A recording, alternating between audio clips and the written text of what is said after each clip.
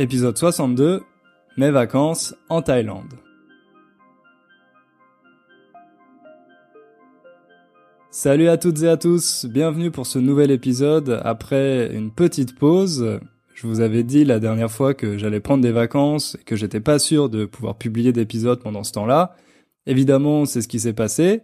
J'ai beaucoup pensé à vous, je dois dire, j'avais vraiment envie d'enregistrer un épisode, mais malheureusement, j'ai pas trouvé le temps et j'avais pas nécessairement les moyens techniques de le faire.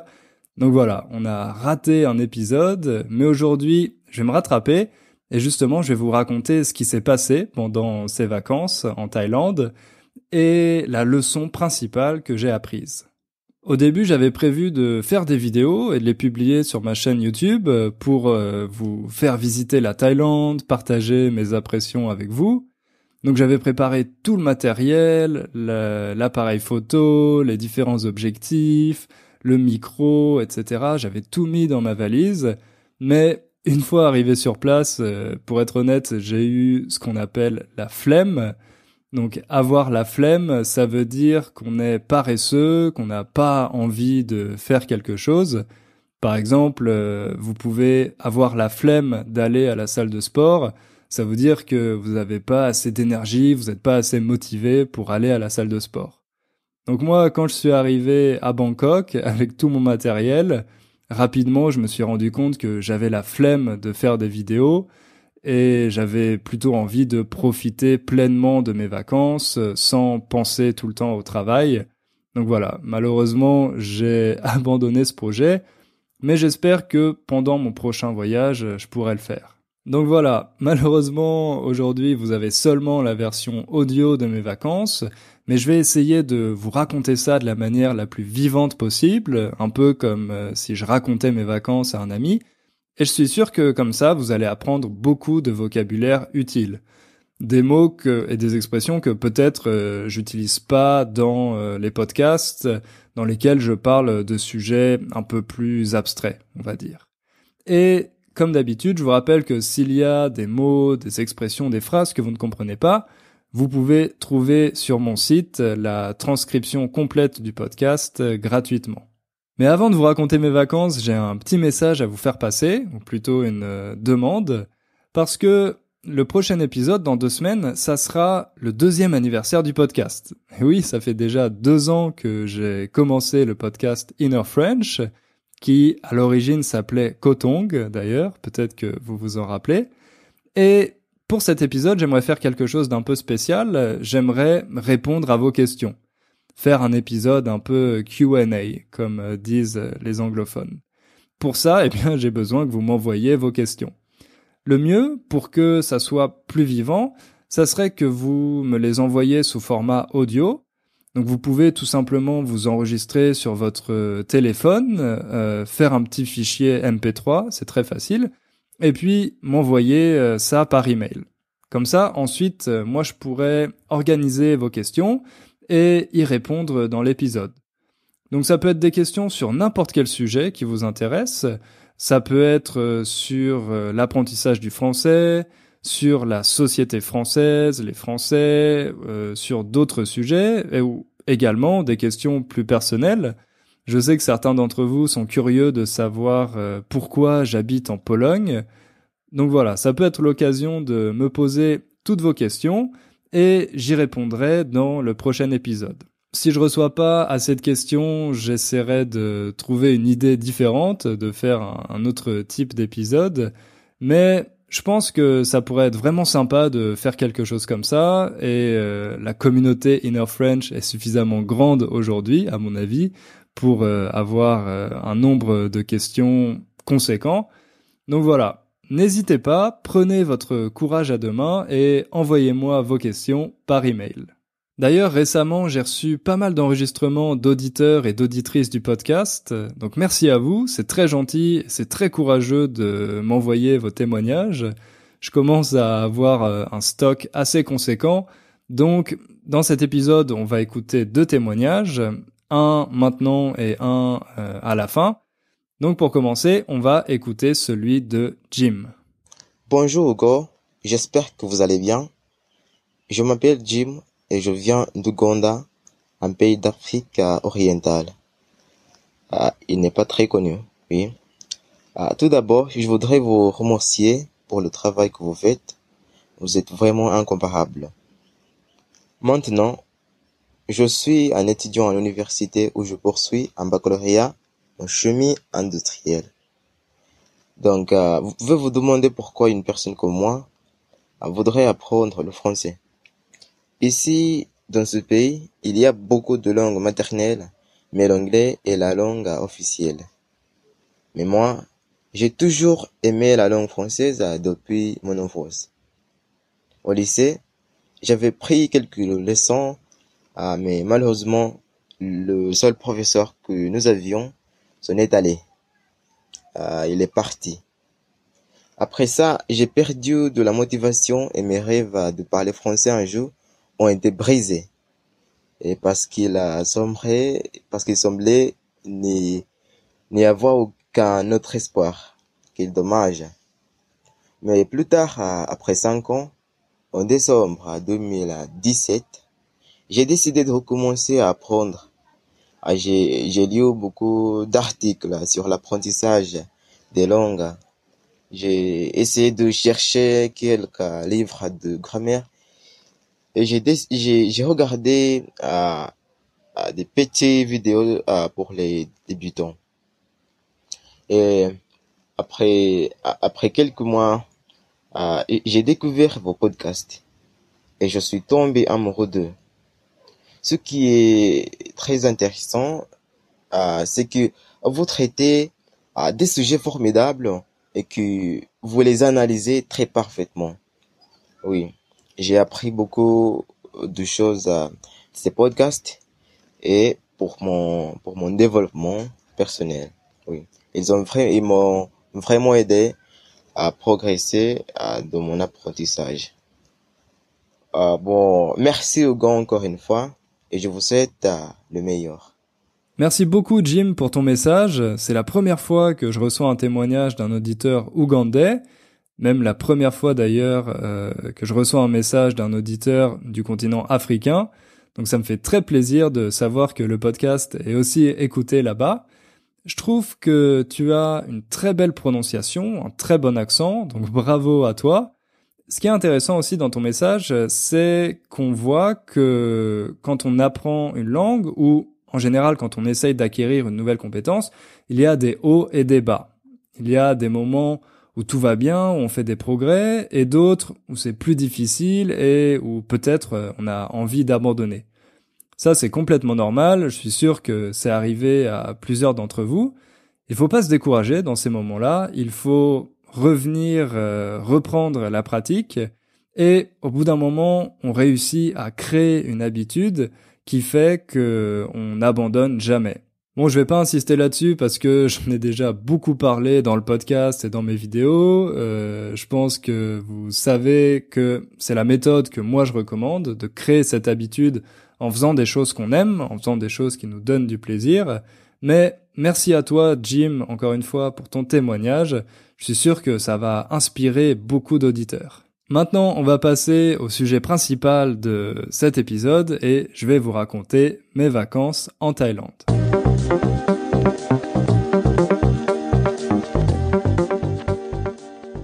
Comme vous le savez peut-être si vous avez écouté les épisodes précédents du podcast, j'adore mon travail. J'adore enseigner le français, c'est ma passion. J'adore créer des contenus pour vous, des podcasts, des vidéos. J'adore avoir des interactions avec vous. Ce qui fait que je ressens pas vraiment le besoin de partir en vacances. Et pendant les 2 ou 3 dernières années, j'ai pas pris de vacances de plus de quelques jours. Mais là, c'était un peu différent parce que l'année dernière, j'ai beaucoup travaillé pour créer mon cours, pour créer le programme Build a Strong Core. Et là, je sentais que je commençais à avoir un peu moins d'énergie, j'avais peut-être moins d'idées, de créativité pour faire tous ces contenus pour vous. Donc je me suis dit que c'était vraiment le moment de recharger les batteries. Ça, c'est une expression un peu journalistique, recharger les batteries, vous comprenez l'idée, ça veut dire faire le plein d'énergie. Et pour ça, évidemment, les vacances, c'est une très bonne solution. Donc, avec ma copine, on a décidé de prendre des longues vacances de 2 semaines et de partir assez loin, de partir dans un pays exotique, la Thaïlande. On a choisi la Thaïlande parce qu'on avait envie de découvrir un nouveau continent et qu'on n'était jamais allé en Asie. Et c'est vrai que pour les vacances, l'Asie, en particulier l'Asie du Sud-Est, c'est un endroit assez sympa. Il y a des plages, il fait beau, le coût de la vie est relativement moins cher, surtout comparé à l'Europe. Donc voilà, c'était un choix assez évident. Et en Asie du Sud-Est, c'est vrai que la Thaïlande, on dit souvent que c'est une bonne porte d'entrée. Autrement dit, c'est un bon pays pour avoir une première expérience dans cette région, parce que c'est très touristique, c'est très facile de voyager là-bas. Donc, on n'a pas eu besoin de réfléchir très longtemps et on a décidé d'acheter des billets pour aller en Thaïlande en mars. Après avoir acheté les billets, on a fait quelques recherches sur Internet pour préparer le voyage et on est tombé sur des milliers de sites Internet qui donnent des conseils sur la Thaïlande. Ah oui, on dit des milliers de pour indiquer que c'est une quantité pas très précise. Donc on dit par exemple 2000, mais des milliers de sites Internet. C'est la même chose avec 10, une dizaine, 100, une centaine. Ok ? Par exemple, à Paris, il y a une dizaine de restaurants véganes. Donc, on dit une dizaine de pour dire environ 10 et des milliers de pour dire plusieurs fois 1000. Donc on a trouvé des milliers de sites internet sur la Thaïlande et souvent, ils conseillaient de partir au moins 3 semaines. Parce que il y a beaucoup de choses à visiter en Thaïlande, il y a beaucoup de villes et d'endroits très intéressants. Et sur ces sites, les personnes conseillaient de changer d'endroit tous les 2 jours pour être sûr de pouvoir tout voir en 3 semaines. Nous, on a décidé de ne pas faire ça parce que j'avais pas envie de passer mon temps à changer d'hôtel, à prendre le train, le bus, l'avion, etc. J'avais vraiment envie de vacances pour pouvoir me reposer. Donc on a décidé de partir seulement 2 semaines et de limiter les déplacements. Ce qui fait qu'on a choisi 3 destinations en Thaïlande. La première, c'était Bangkok, la capitale. Ensuite, Koh Lanta, une île qui se trouve dans le sud-ouest du pays. Et puis pour finir, Chiang Mai, la 2e plus grande ville de Thaïlande qui se trouve dans le nord du pays. Une fois qu'on a choisi ces 3 destinations, eh bien, il n'y avait plus qu'à faire les valises, à bien tout préparer et à partir. On est parti, on a pris un vol de nuit, autrement dit, on a pris l'avion le soir et il y avait une correspondance à Doha. Doha, c'est la capitale du Qatar. Une correspondance, c'est quand vous avez un vol qui n'est pas direct, que vous devez vous arrêter dans une ville pour prendre un autre avion. Donc nous, on avait une correspondance à Doha. On avait un premier vol de Varsovie à Doha et ensuite de Doha à Bangkok. Je dois dire que j'étais assez impressionné par l'aéroport à Doha. Je connaissais pas beaucoup de choses sur le Qatar, à part le fait que il y a des investisseurs qataris qui possèdent un club de foot très célèbre en France, le club du Paris Saint-Germain. Mais c'était évidemment la première fois que je mettais les pieds là-bas. C'était la première fois que j'allais à Doha. J'ai seulement vu l'aéroport et je dois dire que j'étais très impressionné. Il était vraiment magnifique. D'ailleurs, j'en profite pour faire une petite précision sur la prononciation, parce que parfois j'entends certains de mes élèves dire aéroport, mais en français on dit pas aéroport, mais aéroport. Aéroport. Donc faites attention à ça. Je sais que c'est pas un mot facile à prononcer, donc essayez de vous entraîner à le dire. Aéroport. En tout, ça nous a pris environ 15 heures, il me semble, d'aller de Varsovie à Bangkok, avec une correspondance de 2 heures à Doha. On a dû passer 2 heures dans l'aéroport de Doha, c'est pour ça que j'ai vraiment eu le temps de bien le visiter. Et une fois arrivé à Bangkok, évidemment, on était assez fatigué à cause du décalage horaire. Le décalage horaire, c'est la différence d'heure entre deux pays ou alors deux villes. Donc, le décalage horaire entre Varsovie et Bangkok, c'est de plus 6 heures. Il y a 6 heures de plus à Bangkok qu'à Varsovie. Quand on a atterri à Bangkok, quand on est arrivé, j'ai tout de suite été très impressionné par l'architecture de la ville. Donc si vous y êtes jamais allé, il faut savoir que Bangkok, c'est une très grande ville. Il y a environ 8 millions d'habitants, je crois, d'après ce que j'avais lu. Et l'architecture est vraiment gigantesque. C'est pas non plus comme à New York, mais il y a quand même beaucoup de gratte-ciel. Vous savez, les gratte-ciel, ce sont ces immeubles, ces bâtiments qui sont très très très hauts et on a presque l'impression qu'ils touchent le ciel. Donc en français, ça s'appelle un gratte-ciel. Il y a beaucoup de gratte-ciel avec des architectures, des designs très originaux et c'est la première chose qu'on voit quand on atterrit à l'aéroport. Après avoir atterri, bien sûr, on a dû récupérer nos valises et puis aller à la douane. La douane, vous savez, c'est cet endroit à la frontière, cet endroit où il faut montrer ses documents, son passeport, pour pouvoir passer. Quand vous allez en Thaïlande, il faut demander un visa à la douane. En général, on vous donne un petit document à remplir quand vous êtes dans l'avion. Ensuite, à la douane, vous donnez ce document au douanier, la personne qui travaille à la douane, et à ce moment-là, vous obtenez un visa touristique. C'est ce qu'on a fait, ça s'est passé assez rapidement et tout était assez fluide, il n'y a pas eu de problème. Après ça, on a pris un taxi pour aller à notre hôtel. En fait, c'était pas vraiment un hôtel, mais plutôt une maison d'hôte. Une maison d'hôte, c'est, comme son nom l'indique, une maison, c'est plus petit qu'un hôtel. Vous pouvez louer une chambre, ou parfois vous pouvez louer la maison entière. Il y a une cuisine, donc vous pouvez faire la cuisine sur place. On a décidé de prendre une maison d'hôte parce qu'on voulait être dans un quartier pas touristique, un quartier local. Et sur le site Airbnb, on a trouvé cette maison d'hôte dans un très joli quartier, au sud-ouest de la ville, à l'ouest de la rivière, alors que le centre est plutôt à l'est de la rivière qui traverse Bangkok. Et quand on est arrivé là-bas, on a découvert une maison très jolie, très confortable, et comme on le voulait, il y avait très peu de touristes. Souvent dans la rue, on était les seuls occidentaux, donc c'était vraiment cool.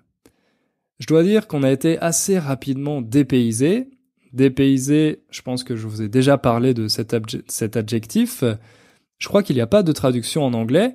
En fait, ça veut dire que vous êtes dans un endroit qui est complètement différent de ce que vous connaissez, qui est très exotique, et vous avez presque l'impression d'être sur une autre planète.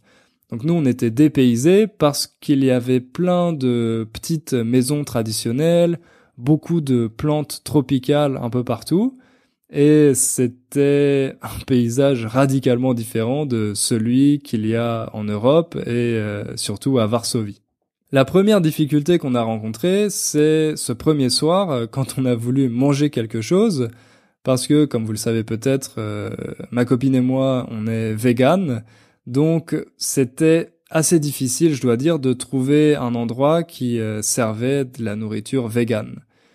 On s'y était préparé, on avait fait des recherches sur Internet, et le problème, c'est que c'est une tendance qui est pas aussi présente qu'en Occident, et les Thaïlandais sont pas toujours habitués à ces demandes. Par exemple, pour eux, un plat est vegan alors qu'ils utilisent de la sauce de poisson. La sauce de poisson, c'est une spécialité d'Asie du Sud-Est que les gens utilisent pour assaisonner un plat, pour ajouter du goût, pour ajouter des épices. Ils utilisent de la sauce de poisson. Et ça, évidemment, c'est pas vegan. La Thaïlande est très connue pour sa street food, donc la nourriture de rue. On n'utilise pas vraiment ce terme-là en français, on dit simplement street food. Mais le problème, c'est que très souvent, les gens utilisent cette sauce de poisson, donc nous, on pouvait pas vraiment manger à ces endroits-là.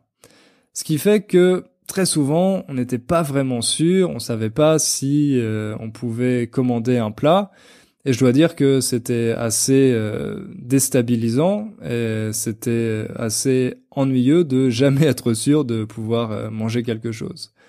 Ce qui fait que le premier soir, on a décidé de prendre une option sûre et de manger une spécialité locale qui s'appelle le riz gluant à la mangue. Donc c'est du riz qui est fait avec du lait de coco et qui est accompagné d'un fruit, la mangue. C'est vraiment bon, c'est à la fois sucré et salé. Je dois dire que j'ai vraiment adoré, c'était délicieux. Mais bon, c'est plus un dessert qu'un plat principal. Donc on pouvait pas manger du riz gluant à la mangue pendant tout le séjour. Mais pour ce premier soir, c'était suffisant, on n'avait pas vraiment faim, donc on a seulement mangé ça.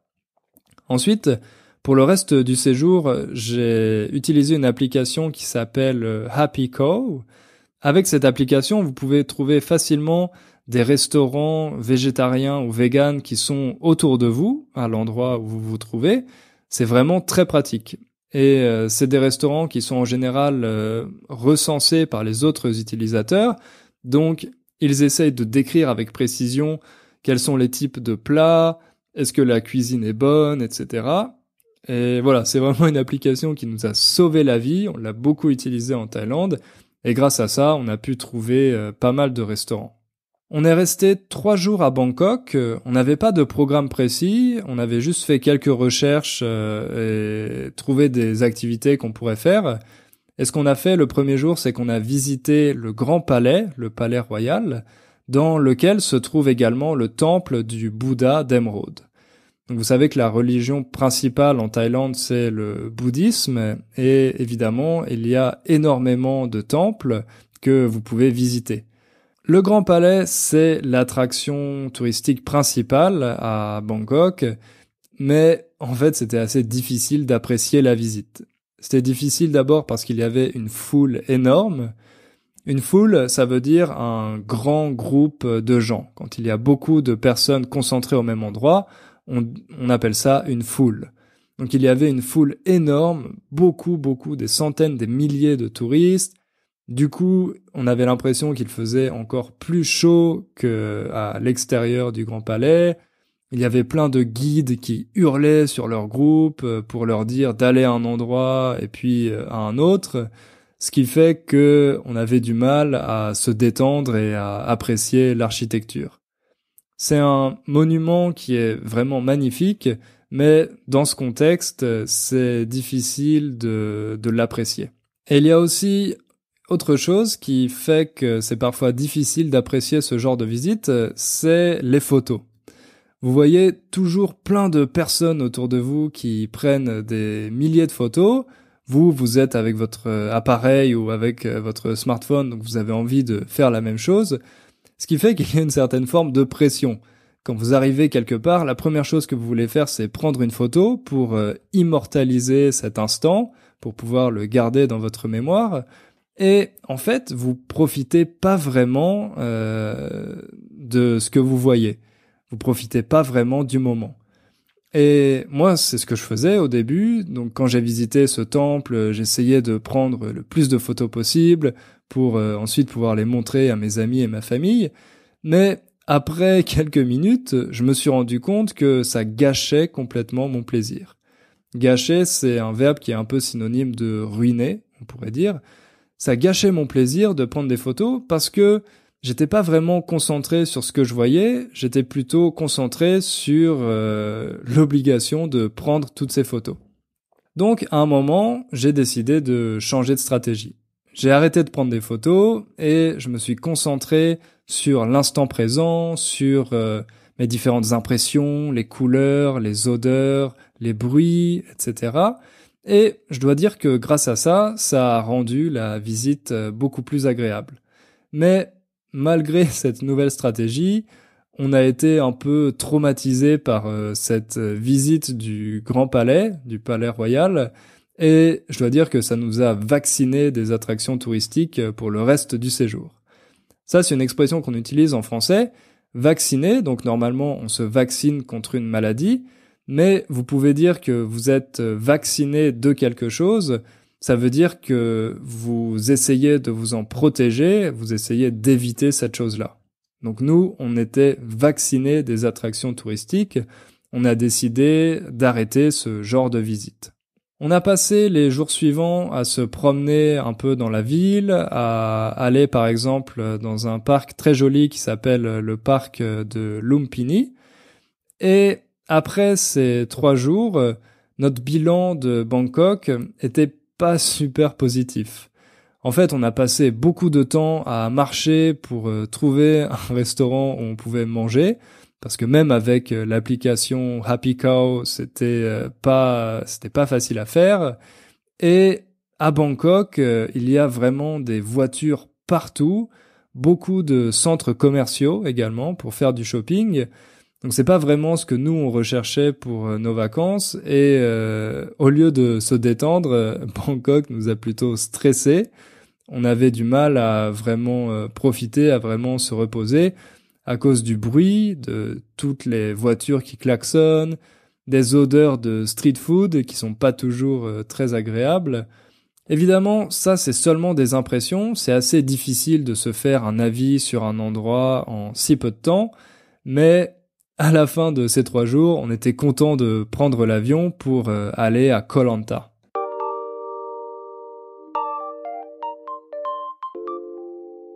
Il faut savoir qu'en Thaïlande, il y a énormément d'îles qui se trouvent surtout dans le sud du pays. C'est ça qui rend la Thaïlande aussi populaire auprès des touristes, toutes ces petites îles avec des plages paradisiaques. Nous, on a choisi d'aller à Koh Lanta, qui est la plus grande île en Thaïlande, parce qu'on avait lu que c'était paradoxalement la moins touristique. Sur les autres îles, il y a beaucoup de jeunes qui vont passer des semaines pour faire la fête. Il y a des célèbres fêtes à la pleine lune qui s'appellent les full moon parties. Et nous, on avait vraiment envie d'éviter tout ça. On avait envie d'éviter la foule et de trouver une île pas trop touristique. C'est comme ça qu'on est arrivé à Koh Lanta.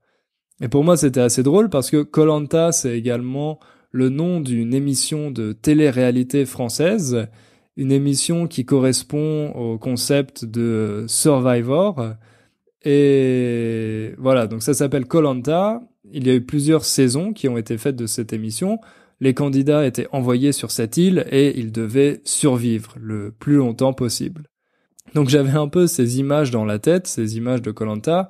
Et quand je suis arrivé, évidemment, c'était assez différent de l'émission parce que Koh Lanta, c'est pas du tout une île déserte. Il y a beaucoup de gens qui vivent là-bas, mais c'est surtout des locaux et il y a très peu de touristes. C'est une île qui est plutôt hippie.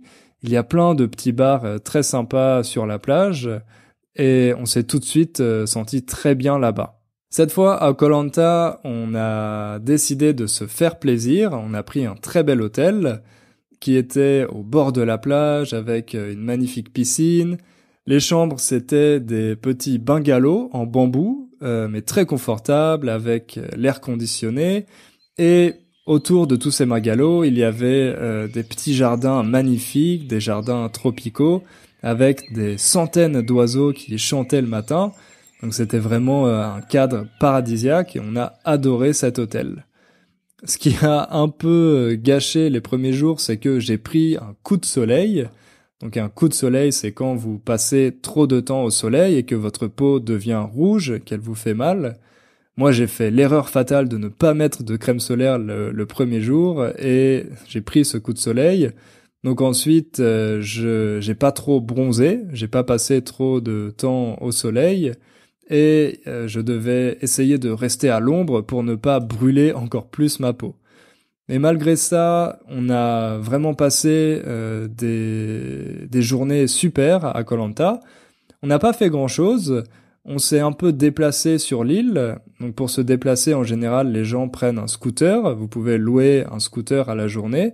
C'est pas cher du tout et c'est vraiment très sympa.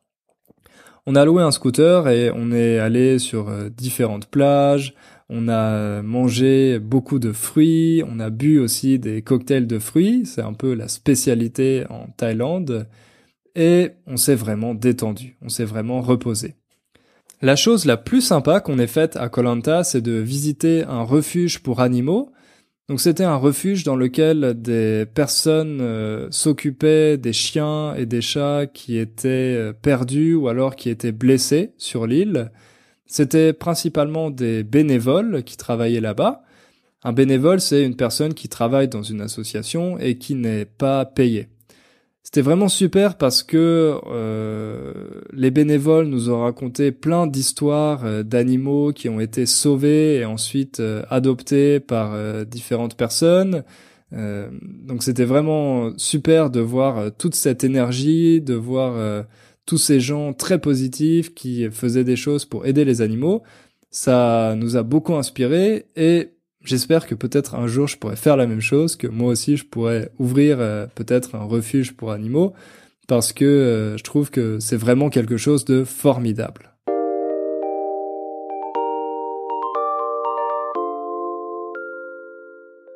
Après cette semaine paradisiaque passée à Koh Lanta, on a repris une nouvelle fois l'avion pour aller à Chiang Mai. Et là, Chiang Mai, ça a été vraiment le coup de cœur du séjour. Un coup de cœur, c'est quand vous découvrez une chose que vous adorez, que c'est votre chose préférée. Par exemple, vous pouvez voir plusieurs films, et parmi ces films, il y en a un qui est votre coup de cœur. Autrement dit, c'est votre film préféré, c'est celui que vous avez adoré. Chiang Mai, ça a été mon coup de cœur parce que c'est une ville qui est plus petite que Bangkok, qui est à taille humaine, on peut dire.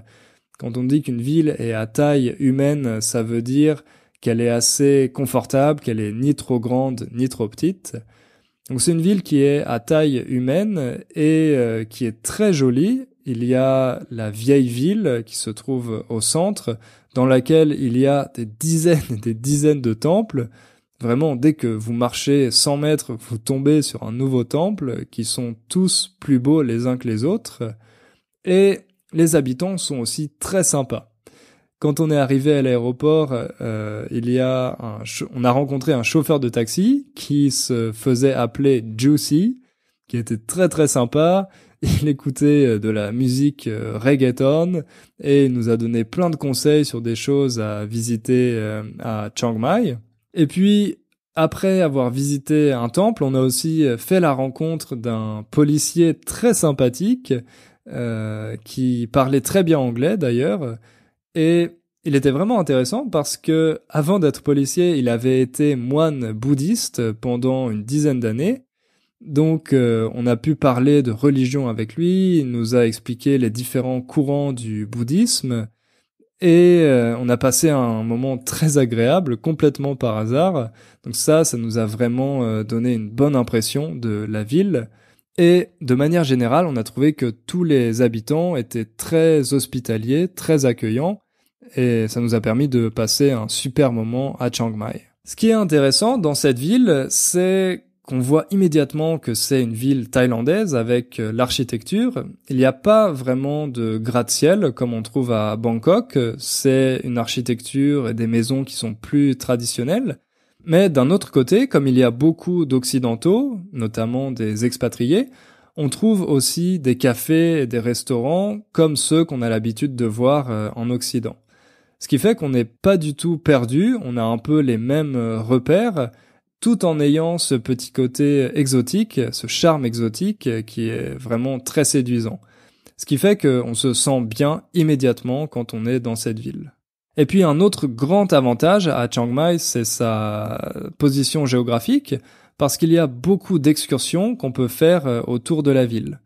Une excursion, c'est quand vous faites une petite visite, par exemple une visite qui va durer une journée. Les excursions que vous pouvez faire à Chiang Mai, c'est d'aller dans les montagnes qui se trouvent autour de la ville, de visiter également un sanctuaire d'éléphants. Ça, c'est quelque chose qui est très populaire. Nous aussi, au départ, on voulait le faire. On voulait visiter un sanctuaire d'éléphants. Mais quand on a fait des recherches, on s'est rendu compte que c'était très difficile d'en trouver un qui soit éthique parce que malgré ce que ces sanctuaires disent sur leur site, très souvent, les éléphants sont obligés de faire différentes activités avec les touristes. Ils sont obligés de se promener avec eux, ensuite de prendre un bain dans la boue, etc. Des activités qui sont faites plutôt pour amuser les touristes et pour leur permettre de prendre des photos que vraiment pour le plaisir des éléphants. On avait très envie de rencontrer des éléphants, de les voir, mais on a décidé, après avoir lu différentes opinions sur Internet, que c'était peut-être pas une bonne idée parce que c'était encore une fois une forme d'exploitation animale.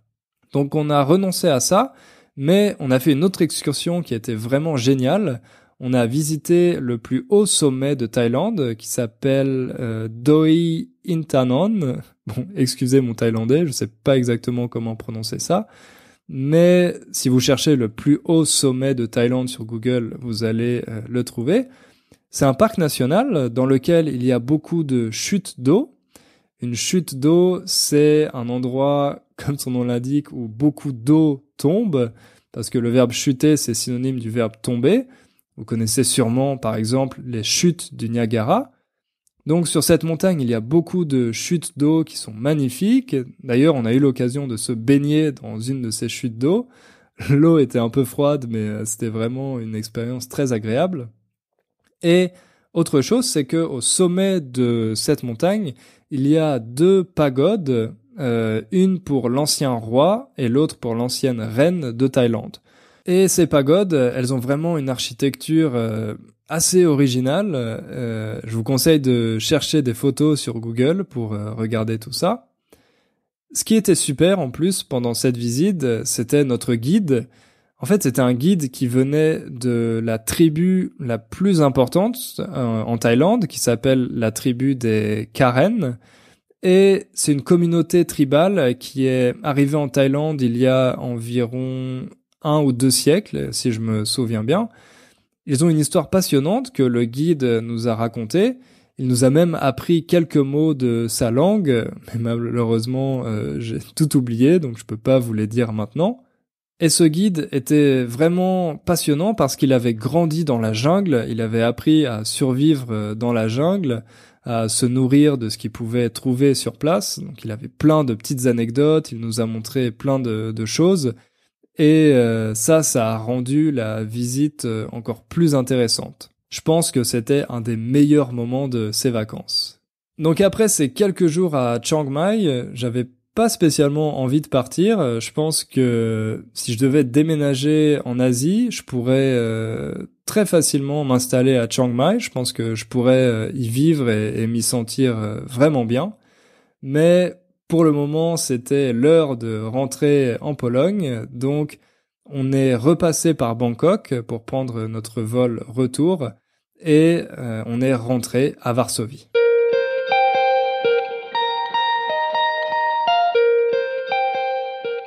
En plus de tout ce que j'ai pu découvrir sur la Thaïlande pendant ces vacances, je me suis rendu compte que j'avais vraiment beaucoup de chance. J'ai de la chance d'abord de pouvoir partir en vacances à l'autre bout du monde. Bon, c'est de plus en plus accessible pour les Occidentaux. J'ai beaucoup de mes amis qui l'ont déjà fait plusieurs fois.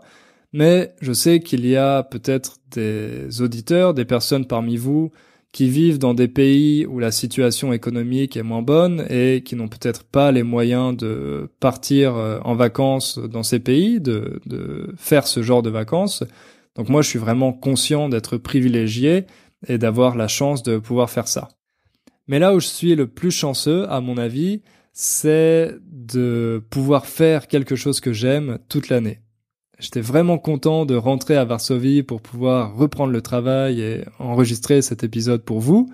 D'ailleurs, j'espère que vous l'entendez dans ma voix, que je suis content de pouvoir à nouveau vous parler.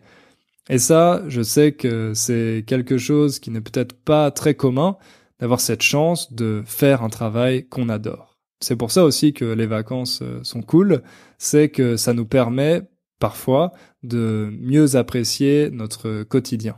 Voilà, j'espère que vous avez pu voyager un peu avec moi à travers cet épisode et que ça vous a plu.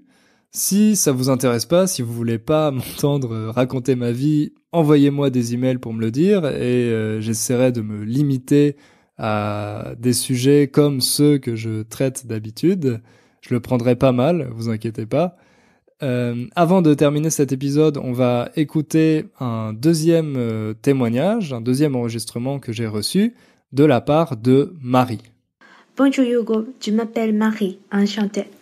J'ai commencé à t'écouter depuis que 3 ou 4 mois. Je suis arrivée à Paris il y a 2 ans et demi comme étudiante.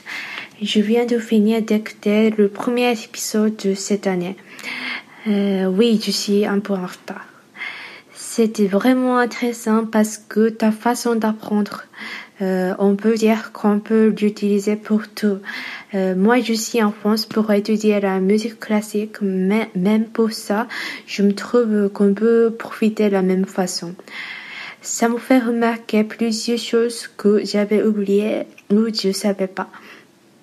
Alors, mais il y avait une chose qui m'a surtout étonnée dans cet épisode, c'était ton objectif d'apprendre le japonais.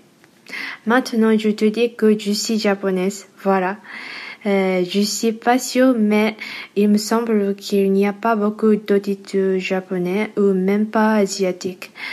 Pour les japonais, je comprends un peu parce que le podcast n'est pas très connu pour nous, malgré que beaucoup de japonais ont des produits Apple. Moi, grâce à mon copain français, m'a proposé ton podcast pour apprendre le français, mais sinon, je n'ai jamais l'utilisé. Donc voilà, ça m'intéresse beaucoup. Pourquoi tu es intéressé par le japonais et c'était quoi l'occasion?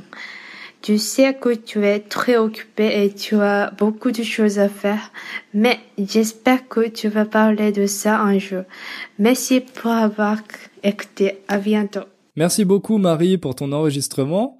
C'est vrai que je reçois assez rarement des témoignages d'auditeurs ou d'auditrices asiatiques, mais dernièrement j'ai reçu plusieurs emails d'auditrices japonaises, donc j'ai l'impression que l'audience du podcast se développe là-bas. En tout cas, merci beaucoup à ton copain de t'avoir fait découvrir mon podcast et je suis content de pouvoir t'aider à progresser en français. C'est vrai que j'ai dit dans le premier épisode de l'année que j'aimerais apprendre le japonais. Il n'y a pas vraiment de raison rationnelle pour ça, c'est simplement parce que j'adore les différentes sonorités de la langue et je regarde de temps en temps des films japonais. Et à chaque fois, je trouve ça vraiment magnifique. J'adore la façon de parler des Japonais. Et j'aimerais bien être capable, moi aussi, de dire quelques mots en japonais, voire peut-être un jour de communiquer. Malheureusement, comme je l'ai dit aussi dans cet épisode cette année, j'ai pas encore le temps de commencer. En fait, c'est un peu hypocrite de dire ça parce que si vraiment je voulais trouver le temps, je pense que je pourrais le faire. Simplement, c'est pas ma priorité pour le moment. J'ai envie de continuer à développer la communauté Inner French et à progresser encore plus en polonais, mais j'espère qu'un jour, je pourrai me consacrer au japonais. Voilà, merci à tous de m'avoir écouté jusqu'ici, de m'avoir écouté jusqu'à la fin. N'oubliez pas de m'envoyer vos questions pour le prochain épisode, pour le 2e anniversaire du podcast. Et n'oubliez pas non plus de faire un peu de français tous les jours. À bientôt, ciao!